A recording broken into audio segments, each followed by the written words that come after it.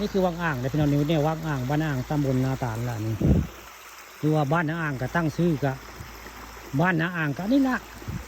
จะว่าอันใดจังเห็นจะว่าตั้งชื่อบ้านนั้นบ้านอ่างบ้านอ่างอันนี้เดเบอร์เขาเจ้าตั้งชื่อก็ได้วังอ่างสถานที่ศักดิ์สิทธิ์ของบ้านอ่างตำบลนาตาลล่ะนี่ไปบจักวังอ่างคือข้าปานคำผสมภาพบรรยากาศวังอ่างหรือว่าวังหลวงพ่อขี่มาขาวง่ายในตำนานนะพระเจ้าลากขานซ้อมยูซ้อมลาก็มาซ้อมนี่แหละนี่วังอ่างนี่ลึกแต่พี่น้องลึกนะมันแห้งคือเรื่องไรมันเสียวเรามันเสียวคือเจ้าของนาซึ่งนาเป็นมีซักเป็นเสียวกับยายซอนเนาะเสียวยายซอนบ้านอ่างสุขาเป็นมาว่ามาจ้าจะในหูจักนำไม่เสียวแล้วว่าคานว่าวังอ่างนี่มันแห้งคือนึงได้แห้งแล้วเข้าไปถ้ำนี่เลือกจนจักมีที่สุดว่าไก่มันมีคำว่าสิ้นสุดธรรมนี่มันจะไปทั้งพูดละมันจะไปทั้งผู้บ้านตามระว่างเลิกทั้งมันแห้งคือนึ่งแล้วก็ไปตำนานว่าซอมอิวซอมลากันนี่แหละนี่เพราะว่าปู่ตาหรือปู่ตาวังอ่างกันนี่แหละนี่ปู่ตาวังอ่างบ้านอ่างหรือว่าตั้งชื่อบ้านอ่างกับอ่างกันนี่แหละเขาเจ้าตั้งชื่อบ้านอ่างกันนี่ก็เล่นไก่ข้ามวันนี้ผู้ฆ่าปลาตะคำมาชมเอาภาพบรรยากาศวังอ่างบ้านอ่างมาให้เบิ่งได้นี่แหละวังอ่างบ้านอ่างทั้งเทิงก็เป็นวังเฮือนะวังเฮือทางเทิงทางเทิงคือว่าวังเฮือได้หมดนะวังเฮือมีตำนานในวังเฮือนี่เขาว่ามีพ่อโมเนอร์ในเพลงพ่อโมเนอร์เพิ่นเคยได้เพิ่นมานะมาจ้าป่าแล้วเฮือขึ้นมาเป็นเฮือทองคำนะพ่อในเนอในสายเนาะเพิ่นได้เฮือนี้ละแต่ว่าแล้วก็เฮือนี่ก็หายได้เฮือทองคำหายได้มาแล้วสุดท้ายมาเรือทองคำที่นายสายได้ไปก็หายได้ตำนานเรื่องจริงได้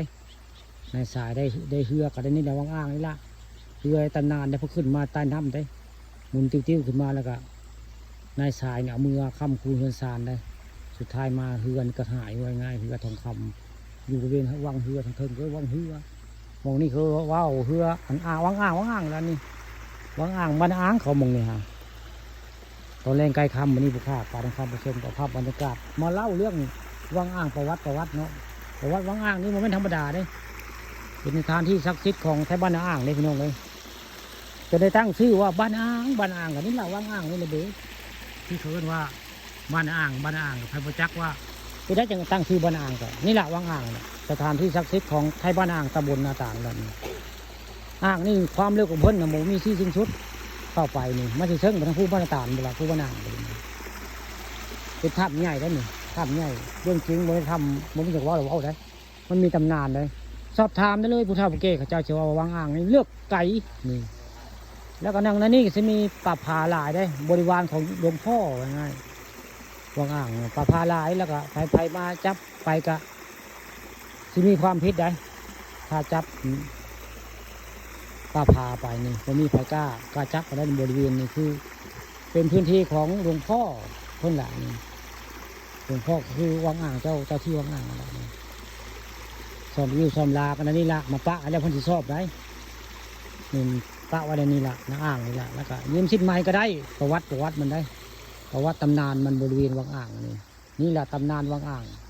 บ้านอ่างตำบลนาตาลวังอ่างหรือว่าตั้งชื่อบ้านอ่างก็นี่ละ